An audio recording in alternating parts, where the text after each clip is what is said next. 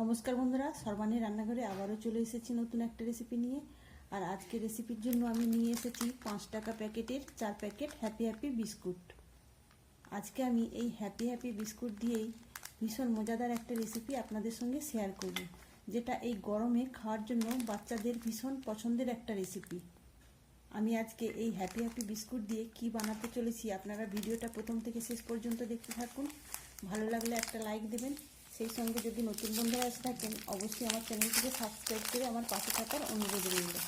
তো প্রথমে এই বিস্কুটের প্যাকেটটা কেটে নিয়ে আমি বিস্কুটগুলোকে বার করে নেব।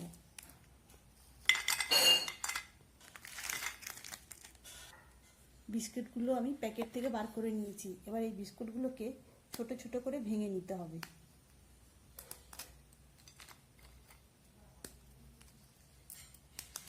তো এইভাবে আমি সমস্ত বিস্কুটগুলোই ভেঙে নেব।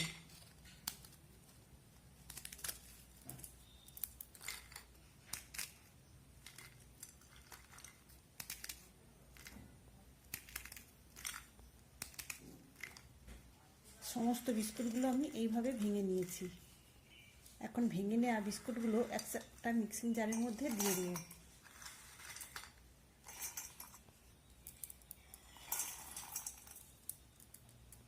এখন মিক্সিতে ঘুরিয়ে এই বিস্কুটগুলোকে গুঁড়ো করে নিয়ে আসছি।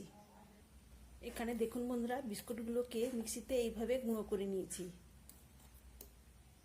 এখন এই গুঁড়ো করা বিস্কুট গুঁড়োর মধ্যে দিয়ে দিলাম চিনি। এখানে আমি 2 চামচ চিনি দেব। যেহেতু বিস্কুটগুলো মিষ্টি তাই খুব বেশি চিনি দেওয়ার প্রয়োজন নেই। আমি এখানে 2 চামচ চিনি দিয়েছি, আপনারা আপনাদের মতো বাড়িয়ে কমিয়ে চিনিটা দেবেন। এমনিতেই বিস্কুটগুলো মিষ্টি তাই খুব বেশি চিনি দেওয়ারও প্রয়োজন নেই। এখন আমি 2টো ছোট এলাচের দানা বার করে নিয়ে এর মধ্যে দিয়ে দেব। আর এখানে দেব 10 টাকা দামের 1 প্যাকেট গুঁড়ো দুধ।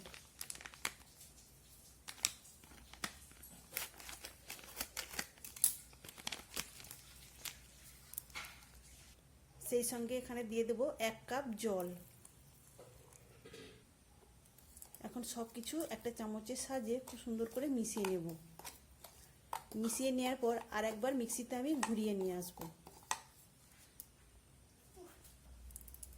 মিক্সিতে ঘুরিয়ে আমি এইভাবে একটা পেস্ট বানিয়ে নিয়েছি। এখন এটাকে একটা মিক্সিং বোলের মধ্যে ঢেলে নেব। বিস্কুটের মিশ্রণটা আমি একটা মিক্সিং বোলে ঢেলে নেওয়ার পর এখন একটা ছোট গ্রেটার নিয়েছি। এবার বেশ কয়েকটা কাজু বাদাম এইভাবে গ্রেটারের সাহায্যে আমি গ্রেট করে এই মিশ্রণের মধ্যেই দিয়ে দেব।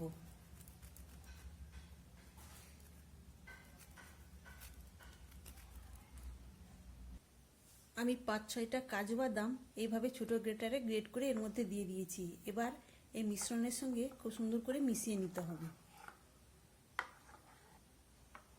আমি যে রেসিপিটা বানাতে চলেছি সেটা তৈরি হয়ে যাওয়ার পর এই যে কাজু বাদামগুলো দিয়েছি এগুলো মুখে পড়লে কিন্তু খেতে ভীষণই ভালো লাগবে। এখানে আমার বিস্কুটের মিশ্রণটা রেডি হয়ে গেছে। এদিকে আমি বেশ কয়েকটা চায়ের কাপ নিয়েছি। এখন এই চায়ের কাপের মধ্যে এই বিস্কুটের মিশ্রণ আমি ঢেলে দেব।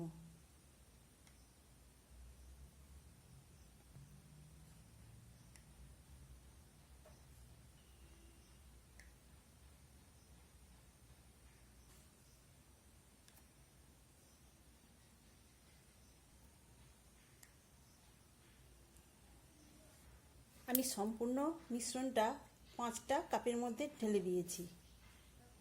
এখন প্রত্যেকটা এই কাপে আমি এই প্লাস্টিক নিয়েছি, এই প্লাস্টিক দিয়ে এইভাবে মুখটা মুড়িয়ে নেব। এইভাবে মুড়িয়ে নেওয়ার পর একটা গার্ডার দিয়ে আমি আটকে দেব।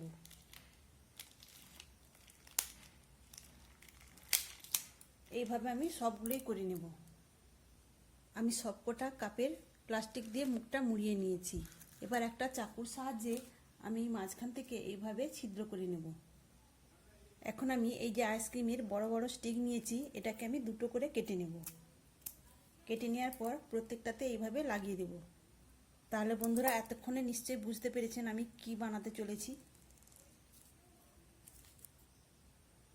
আপনারা কিন্তু বাচ্চাদের বায়না মেটাতে এইভাবে বানিয়ে ফ্রিজের মধ্যে রেখে দিতে পারেন। সবকটাতেই আমি একই রকমভাবে স্টিক লাগিয়ে দিয়েছি। এবার এগুলোকে আমি ডিপ ফ্রিজে রেখে দেবো 8 থেকে 10 ঘন্টা। 10 ঘন্টা পরে আমি ডিপ ফ্রিজ থেকে আইসক্রিমগুলোকে বার করে নিয়েছি। আর এখন আমি দেখিয়ে দেবো আইসক্রিমগুলো কত সুন্দরভাবে জমাট বেঁধেছে।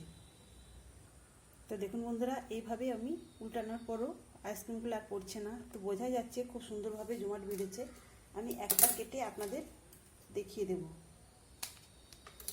তাহলে বন্ধুরা, আপনারা বাচ্চাদের জন্য হ্যাপি হ্যাপি বিস্কুট দিয়ে এইভাবে আইসক্রিম বানিয়ে ফ্রিজের মধ্যে রেখে দেবেন। আর যখনই বাচ্চারা বায়না করবে তখনই কিন্তু আপনারা ফ্রিজ থেকে বার করে তাদের হাতে ধরিয়ে দিতে পারবেন, আর তারা বেজায় খুশি হবে। এমনিতেই তো বাচ্চারা বিস্কুট খায়, তবে সেই বিস্কুট দিয়ে আপনারা এত সুন্দর একটা আইসক্রিম বানিয়ে নিতে পারেন। তো দেখুন বন্ধুরা, কত সুন্দরভাবে আইসক্রিম তৈরি হয়ে গেল। তবে এখন আমি সব আইসক্রিমগুলো কাটবো না, একটা কেটে আপনাদের সঙ্গে শেয়ার করে নিলাম। বাকিগুলো আমি ফ্রিজের মধ্যে রেখে দেবো, যখন প্রয়োজন হবে তখন আমি বার করে এগুলো খাওয়ার জন্য দেবো। তাহলে বন্ধুরা, আজকের এই আইসক্রিমের রেসিপি আপনাদের কেমন লাগলো অবশ্যই কমেন্ট করে জানাবেন। তাহলে আজকের মতো আসি, সবাই ভালো থাকবেন, সুস্থ থাকবেন, ধন্যবাদ।